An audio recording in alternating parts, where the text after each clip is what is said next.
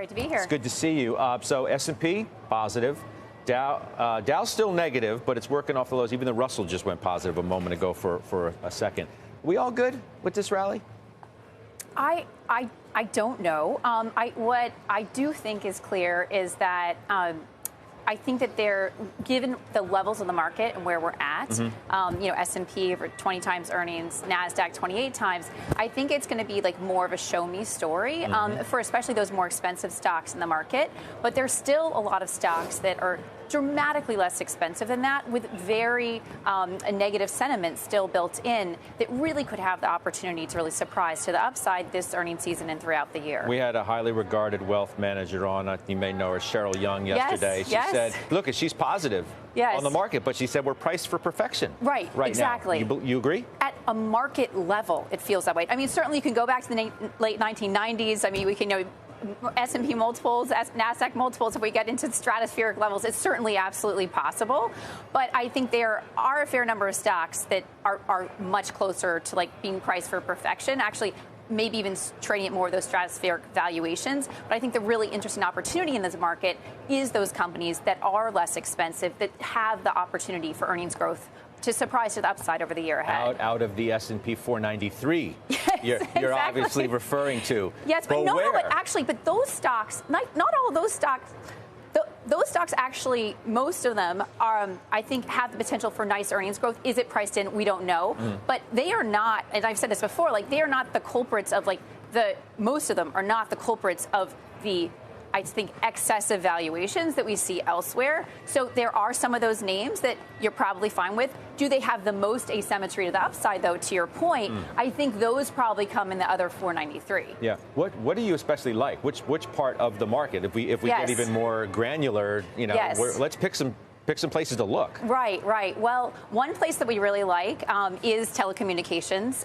With Verizon's report this morning, really reinforced our thesis that these companies have become just much more stable cash cows than the market had appreciated in the past. And with Verizon trading at over a 10% free cash flow yield, over 6% dividend yield, with churn down or churn stable, with them taking price increases, with having to give fewer cell phones for upgrades, really suggests the free cash flow will expand in the year ahead. So you have that stock compared to a Walmart, which has years where, I mean, some years they can grow earnings nicely, other years, like, they grow earnings a bit, trades at 25 times earnings. Like, there's a lot of room for valuation expansion. What's going to happen to the Fed? What's going to happen to the economy?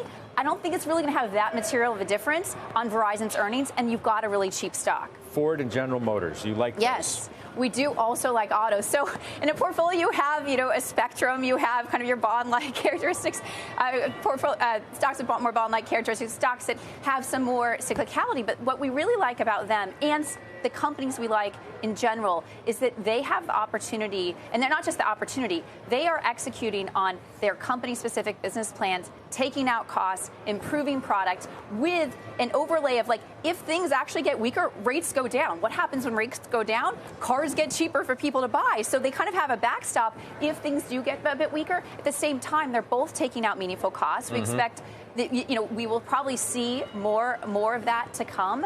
And the push out of EV adoption really gives them more time to build that out in a more cost-effective manner, develop products that are very competitive in the market, and at the same time have the benefit from their cash cows of, really the larger SUV vehicles, in the case of Ford, also commercial vehicles as well. Oh, General Motors with the buyback, and I mean, they've cleaned up the balance sheet. Yes, 25% of their stock is expected this year, maybe 20% next year. It's quite substantial, trading at under 5 times earnings. Give me your idea, though. Let's go back to where we started with mega caps. Yes. Are the valuations crazy? No. Do you think the earnings are going to live up to it? Are we in danger of thinking that more broad market is actually going to be narrow again? And if so, so be it. So I think you have to be very stock specific on these, right? So you have in the communication services area, you have, 2 of those companies are, trading at multiples just over 20 times, not that much more expensive than the market, less expensive than the NASDAQ. You own any of these, by the way? Notes. We do own some, so I wanted, yes. In particular, we like Google and we like Meta because we think they have franchises. A lot of people are wondering about Google's franchise with search and AI, but we think that they are going to be a massive AI beneficiary as well. Meta. I mean, Meta, I think what people might miss about it, or maybe why it's not as expensive as some of the other stocks, is AI enables them to have more rapid adoption of free content creation, right? Their whole business is based on free content creation. Well, now if my 9-year-old can create content with AI that's sophisticated, she's going to be posting a lot more. Not that I let my 9-year-old post, right. But bullish case on 9-year-olds posting. All right. No.